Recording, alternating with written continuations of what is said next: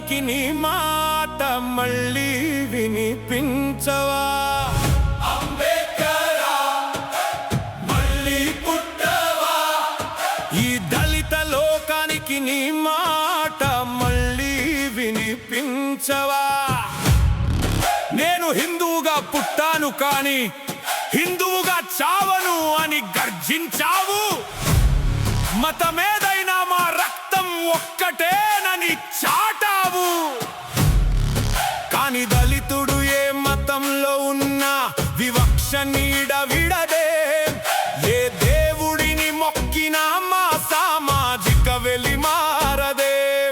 మతం మారిన మనువాదం వెంటాడుతూనే ఉంది. కుల వివక్ష కోరలు మమ్మల్ని పీడిస్తూనే ఉన్నాయి. అంబేద్కరా మళ్ళీ పుట్టవా? ఈ దళిత లోకానికి నీ మాట మళ్ళీ వినిపించవా? అంబేద్కరా మళ్ళీ పుట్టవా? ఈ దళిత లోకానికి నీ మాట మళ్ళీ వినిపించవా?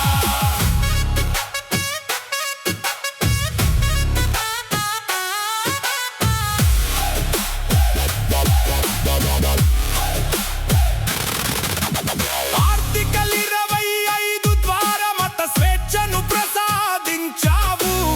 ఆర్టికల్ 14 అన్నావు, చట్టం ముందు అందరూ సమానమే అన్నావు.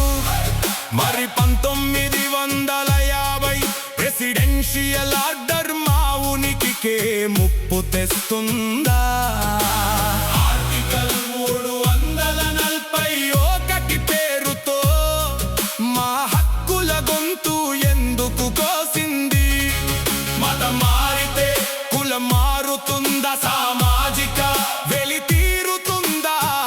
రాజ్యాంగం ఇచ్చిన స్వేచ్ఛను ఆజ్ఞలతో సంకెళ్ళు వేస్తారా? అంబేద్కరా మళ్ళీ పుట్టవా? ఈ దళిత లోకానికి నీ మాట మళ్ళీ వినిపించవా? అంబేద్కరా మళ్ళీ పుట్టవా?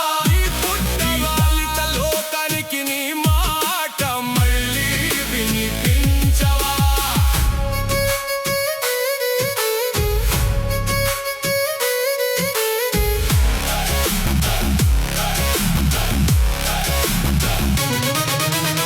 ఆర్టికల్ 15 సాక్షిగా కుల మత లింగ భేదం నేరమన్నావు.